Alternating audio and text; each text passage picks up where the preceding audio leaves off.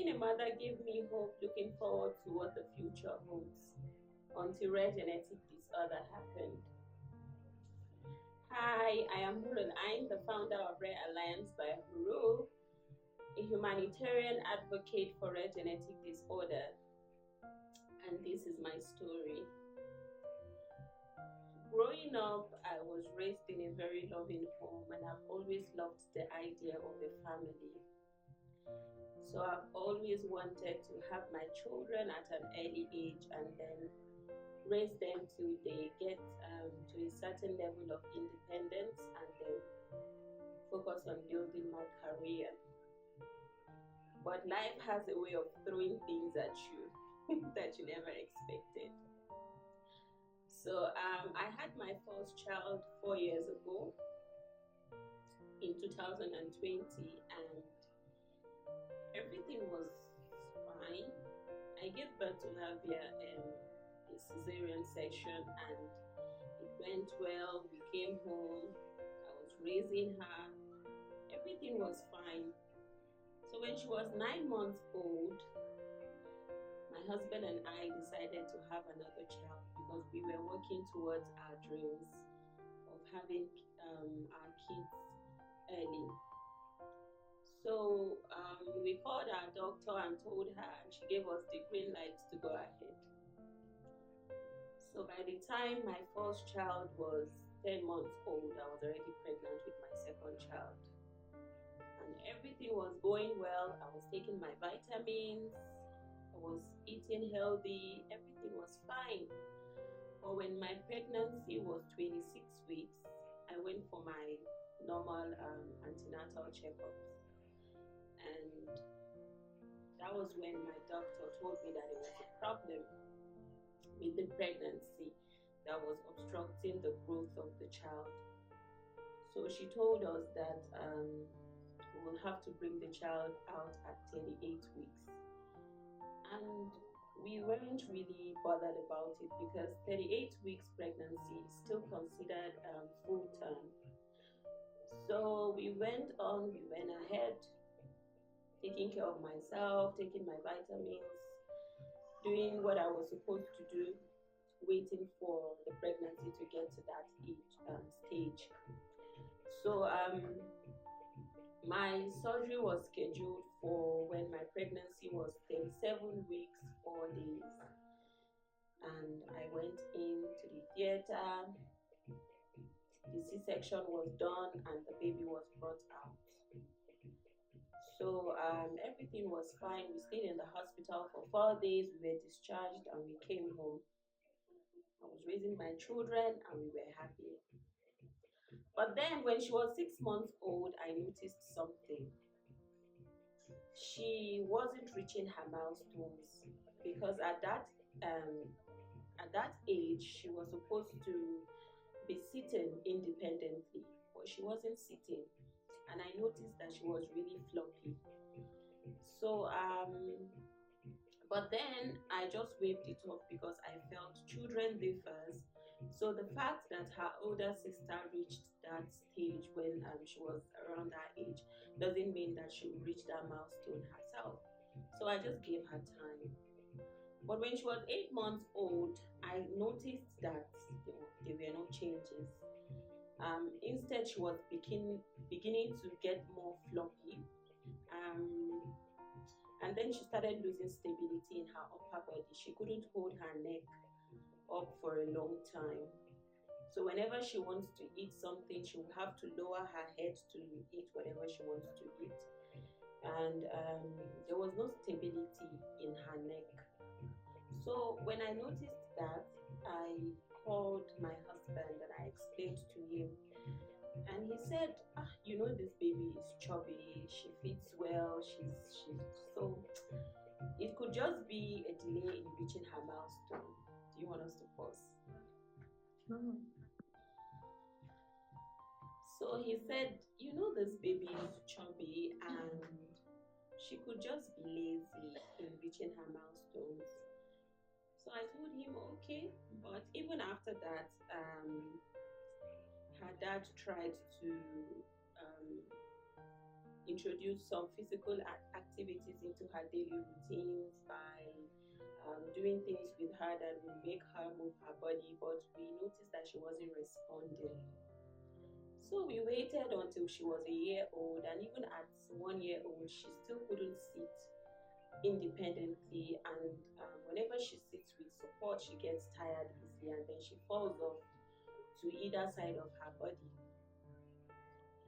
So we were worried and we took her to the hospital to see her pediatrician.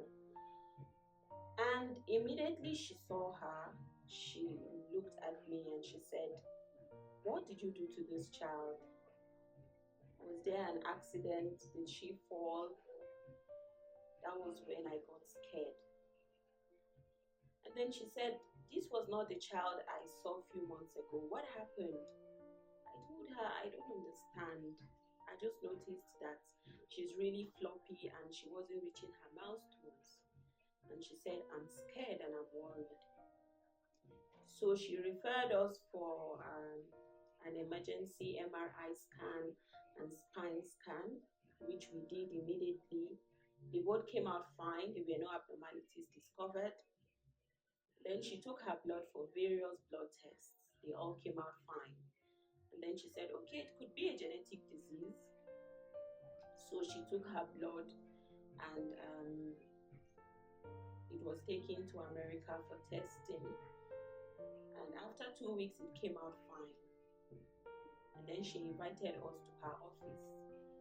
When we went there, she looked at us and she said, "I'm really worried now because it seems your child has a very rare genetic disorder called SMA, spinal muscular atrophy." And we were confused because we don't know what that is. We don't even know anything about genetic disorders at all. And she said, "I'm just speculating because this genetic disorder is very, very rare. Like, even in the hospital, we only have one case of it." And I said, "Okay, how is it possible we have it? Or she has it rather." And she said, "It's possible, but we'll have to go for the testing to be sure. Unfortunately, there are no facilities for the testing here, but her blood can be taken here and flown abroad for testing." And then she told us we needed to see a neurological pediatrician that will refer us for the testing and every other thing that we needed to do. And we said, okay. We were really worried because there were no extensive explanation of what spinal muscular atrophy was about. We didn't know the implication. We didn't know how impactful it was going to be. It wasn't explicitly explained to us. So we went home and then we tried to book an appointment with a neurological pediatrician. But unfortunately, they were all booked for the year. That was 2023. So we were worried. So we decided to go home, to go back to our homeland for a second opinion. And then we started planning for our traveling. But before we left, we took her to see a physiotherapist who was performing therapy sessions for her. But there were no changes. So she did the therapy for like a month before we traveled to our home country. So when we got home, we started going to a lot of hospitals, different hospitals. But unfortunately, we couldn't even get a single person who could explain what spinal muscular atrophy was about. We were getting different opinions and they didn't seem to make sense to us. Even there are some people who claim to be professionals who do not know about these rare genetic disorders and who do not want to sound ignorant, so they just give us the wrong information. So we were experiencing that when we were home for a month, I noticed that I was pregnant with my third child. So we decided to stay home and continue seeking for how we could help our daughter. At this point, the symptoms had started kicking in. she started getting weaker. Breathing was a problem for her, and she started getting recurring chest infections. She would get admitted in the hospitals. We would stay in the hospital for like a week or 2 weeks. She would be placed on oxygen. Therapies would be performed on her. There are times when, because of this condition, her veins were not visible, so they would have to like look for veins in the most unexpected areas of her body. It was a lot. So we were doing that till I gave birth. So I gave birth to a baby boy, full-term baby. Everything was fine. And when he was 3 months old, we decided to come back to South Africa to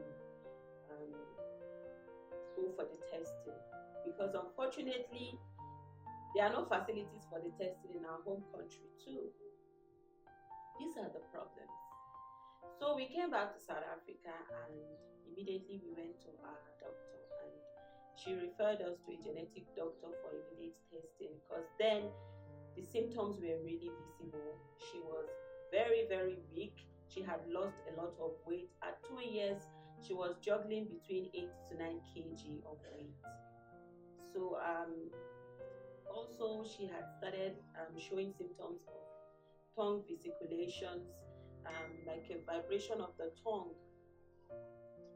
So the doctor said we needed to do the testing as soon as possible. So we went to see a genetic doctor. She took her blood, and then we waited. I've never prayed like that all my life. We were worried for what the result of the test would be. So after a month, the result came out, and she tested positive to spinal muscular atrophy. And then the doctor called us. When the genetic doctor called us, she asked us to come see her in her office. We went, and that was when she started explaining everything to us. She told us that it's possible I have one faulty gene, and my husband also has a faulty gene which we contributed into making our baby. And that was what resulted to the spinal muscular atrophy. So subsequently, we'll be bringing a professional that will explain explicitly and medically on what spinal muscular atrophy is and how it comes about.